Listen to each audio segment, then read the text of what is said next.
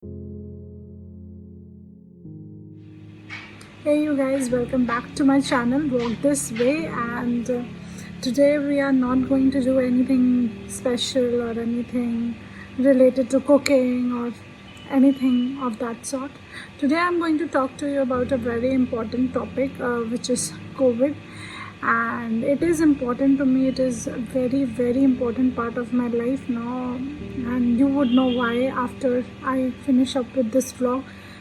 I contracted COVID-19 SARS-CoV-2 in the month of May, and it has been a nightmare since then. So without further ado, I would like to start with my video, and I hope you learn something from it, out of it, and I hope you take care and take all the necessary precautions and trust the right sources and not WhatsApp messages. I really hope that this video helps you in all the positive steps that you take. So let's start with the video. Month of May, I contracted COVID. So this is how it started. In April, on April 23rd, my B.Ed college conducted an offline examination. Those were my final examinations. I was appearing for my final B.Ed examinations, and the government didn't pose any ban on offline examinations. There was no curfew till then imposed, so the college was also kind of stuck. It had to conduct those examinations in an offline sort of manner, and we basically had no choice. So I had to appear for the exams, and the college was conducting. So I was taking all the precautions. I was taking all the measures were followed, and I was also pregnant. I was 7 months pregnant with my second baby. So I went to take all my examinations, and in the last examination, I just appeared for my last examination, came back home, and that was it. And that was on 23rd of April. On 4th of May, I got a tingling sensation in my throat, which happened around, I think, on 3rd May at night. I got a tingling sensation in my throat, and mind you, I hadn't gone out of the house in those 11-12 days. So I thought it's just a tingling sensation. I self-medicated myself. I took a pill and I thought it would go away, and but it didn't. In the next day, 4th morning, the fever shot up like crazy. It was 101 fever, and that persisted. I was taking paracetamols and everything. We had consulted the doctor, and we were taking paracetamol, and we just thought it's a regular viral fever, because we never thought that I would have contracted COVID. Who thinks that? So I took paracetamol, and luckily, and I don't know what would you call it, fate, the fever subsided. So the fever was just there for like 1 or 2 days, and it subsided and never came back. Now meanwhile, what happened was, my husband and my daughter, who was around 1 year old then, got infected with the same thing. Like, the fever was there, and my daughter was also having diarrhea and stuff. So without further ado, what we decided was, we would take her to the doctor, and we did take her to the doctor, and doctor told us, these are the symptoms of COVID. And I was scared. I was scared of my mind that, and I just shouted at the doctor, how can it happen? Because, she's not gone out of the house, and we are quarantined. So whatever it was, and for magically वो 2 days, वो जो 2 दिन थे, उसमें मैं ठीक थी. उसमें मुझे कोई प्रॉब्लम नहीं थी. मेरे फीवर जा चुके थे. I didn't have any other issue. Everything was fine. And so I started tending to my daughter. I gave her medicines, and I started taking care of her. And by the time she recovered, at the end of 2 days, the body ache started, my body ache. So I thought it's back again, and I'm not completely well, and my body has started aching, and it started aching like heck. I've never experienced such pain ever in my life. मतलब ऐसा लग रहा था कि somebody is twisting your spine and they are just twisting it. There is no relaxation. It was such a bad ache, and that persisted for 2 days. And after the body ache subsided, what happened was I started coughing a lot. So I started taking all these home measures and home remedies which people take. This people are scared in general of this virus. So even I thought I would take these home measures. Anyway, people are getting they are recovering at home. So even I can afford to do that. So I started taking vapor, and I also did the jal niti, and I did all those home remedies. I drank my kadha and hot ginger tea, and I had everything. I did everything supposed to be done then. I listened to all the people, and all the advices were followed. So, and mind you, I have already contracted the fever on 4th. So this was around 8th or 9th, I think 9th. And what my parents had done, they had sent me that blood oximeter through mail, and that had that reached to me in 2 days. So what I did was like I was not well, so just to check everything is fine, I just put the oximeter on. And before putting the oximeter which came on mail, I had gone to the local medical facility and they checked my vitals there, and it was just 1 day before, and they checked my vitals there and my vitals were good. My oximeter was my SpO2 was 98, my oxygen was 98, and my BP was normal, and everything was fine. So I came back, I told my parents my vitals are really good and I don't think there is a need to worry, there is a cause to worry. I think it's just a viral, it is going to go away. But my parents, what they did was they posted me that oximeter because we were not able to get it anywhere then. There was a crisis, there was a shortage of oximeters and oxygen cylinders. Then we were dealing with a horrific second wave of Covid-19. So my parents sent that on mail and I received it, and I just put it on my fingers just to check, and that showed me my oxygen had dropped by I don't know how much, because it was around 84 or 85, and that scared me a little bit. I thought, okay, I think the machine would have gone rogue in the whole posting it from my place to where I was actually. So we were like, क्योंकि मुझे breathless कुछ भी ऐसी feeling नहीं आ रही थी. I was all fine, I felt fine. So ऐसा कुछ लग नहीं रहा था, except for the coughing कुछ था नहीं कि breathless हो रहा है. But my SpO2 was showing 80.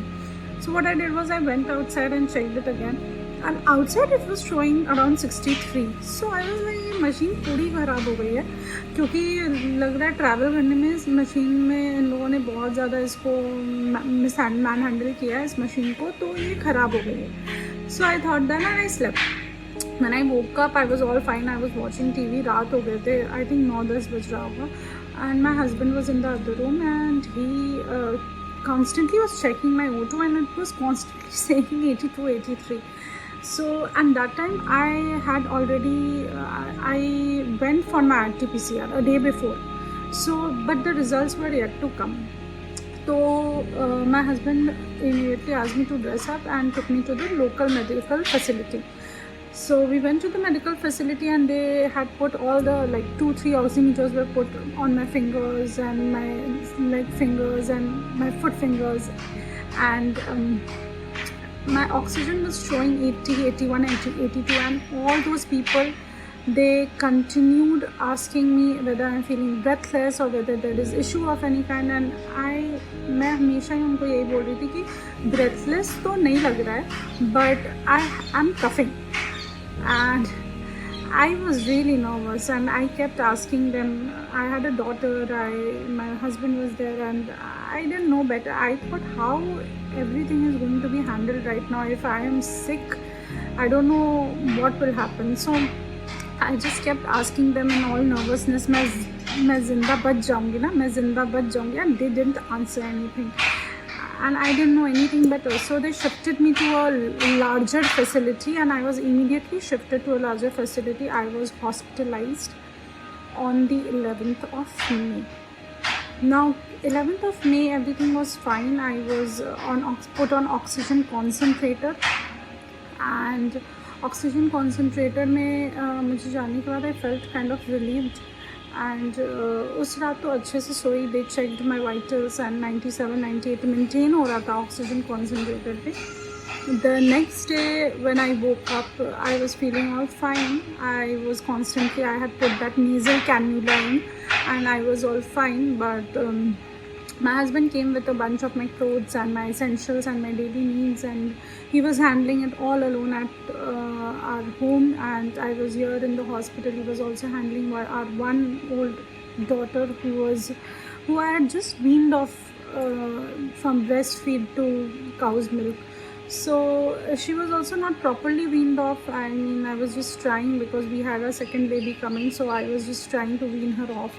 So whatever the case was, he came with my clothes and everything, and I thought मैं तो ठीक ही हूँ, I am fine, and I'll just go and pick up the clothes. Since he was not allowed to come inside, I had to go outside. So I thought ठीक है, I'll just go and pick the things up. So I put off my nasal cannula out, and I went outside, and it was scorching heat in the month of May. Oh my god, you guys, it was so hot. I went outside, and I felt breathless. I felt like every inch of my body is collapsing. I felt I would not survive then.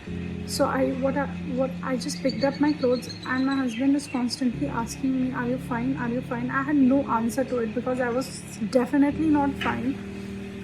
And I was like, I am not going to survive this. I was 7th month pregnant, and I knew I'm dying. So I rushed back. I put on the nasal cannula, but after that nothing went back to normal. I was constantly breathless on concentrator. They thought that the concentrator has gone rogue, so they changed like 5 to 6 concentrators. And the whole 11th night I spent with an acute headache, with so much vomiting. I can't even begin to describe it. And obviously the SpO2, despite of the concentrator, danced between 82 to 85, and it never went beyond 90. And it was just a very very very bad phase to happen. So what they did was they immediately shifted me to ICU, COVID ICU. Mind you, I was in COVID normal ward by then, and now they're shifting me to COVID ICU. So when I went to the ICU, they had called for an ambulance because the facility is a big facility, and that called for an ambulance, sat inside the ambulance, and they had brought that oxygen cylinder. And oh my god, you guys, when I put that the oxygen mask on my face, it was such a sigh of relief. I thought that, I needed this oxygen. I think my body was craving for that oxygen. I was so breathless, and I needed that. So they shifted me to ICU, and there they had put me on ventilator, on an IV mask, and it was a bad situation. That wobbly mask was really painful. They had given me around 70% oxygen in that, and yeah, I mean, it was not a very good sight to see. And I was admitted for like 4 weeks there, and for the whole 4 weeks my baby did not move inside. All the movement had stopped. We could only hear the heartbeat through the machines. And on the 11th, when I was shifted, I was put on that mask, and I was breathing. My only work was to breathe. I was bedridden. They had all my daily course had stopped. I couldn't take bath. My toilet and everything happened on bed only. They had provided for the bed support, and everything was there. And we thought that I would get better from now, but bad things were yet to happen. And on 13th, 15th, when I was shifted to ICU, till 18th or 19th, those were the nightmare nights of my life. I couldn't get any sleep because there was too much oxygen given to me. I couldn't breathe properly in that mask. And on 17th May in the morning, they recorded the lowest oxygen of my entire life, which was 1919. It was the lowest my body could handle, and I have a baby inside me. And they were thinking about intubation and everything, and I didn't know anything about it. My husband knew. He was constantly praying. My family was praying.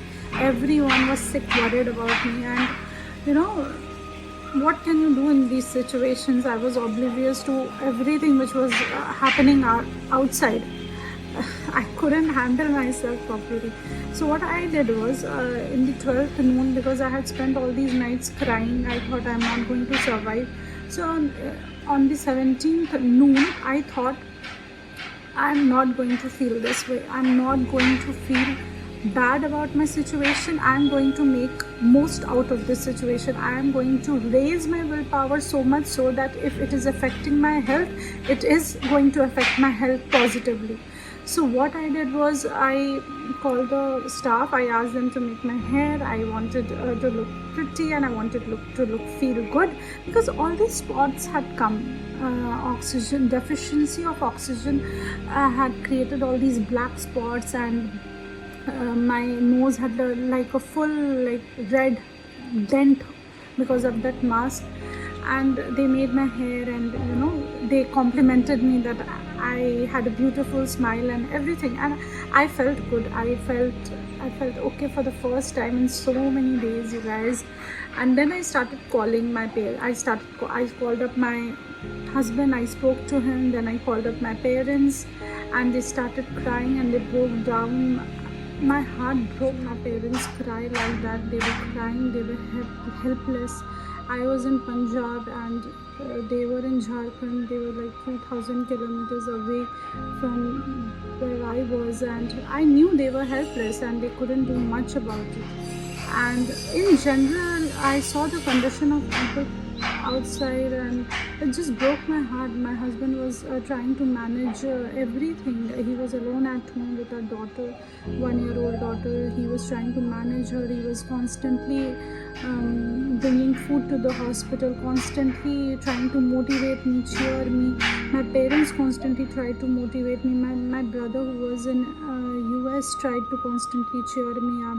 He couldn't do much. He couldn't come to India. He was supposed to come to India, but the flights were banned, so he couldn't come. And my in-laws, they started crying after seeing me in that miserable condition. But from the 17th evening, I started improving. I did improve, but in those weeks, in those 3 to 4 weeks, my baby did not move at all, which was a very scary position.